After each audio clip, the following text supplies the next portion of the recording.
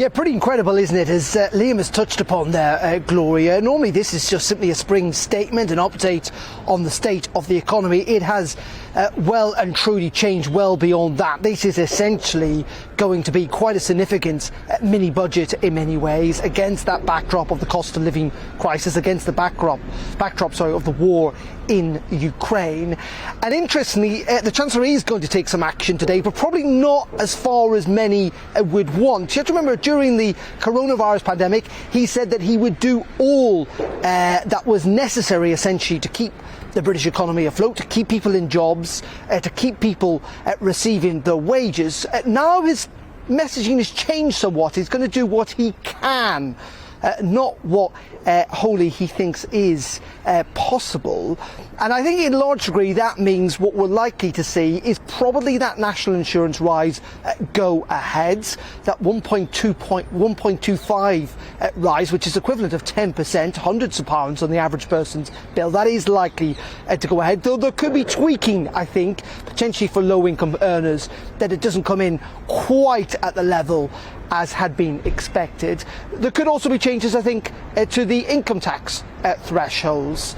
Again, there might be some movement on that. I think the most significant announcement that will come probably on fuel duty. We are likely now to see a cut in that, maybe of 5 pence, maybe a little bit more on things like petrol and diesel at the petrol pump, an immediate easing for people when it comes to the back pocket. But in the end, Rishi Sunak saying today that he wants to build a stronger, more secure economy. I think note that word secure. We're probably going to hear that time and time again throughout the Chancellor's speech, talking about supporting people during the cost of living crisis, standing by families, and there clearly will be emphasis on Ukraine, and I think that's again where secure comes into place. It'll be interesting how much the Chancellor talks about particularly an independent energy security policy in the future.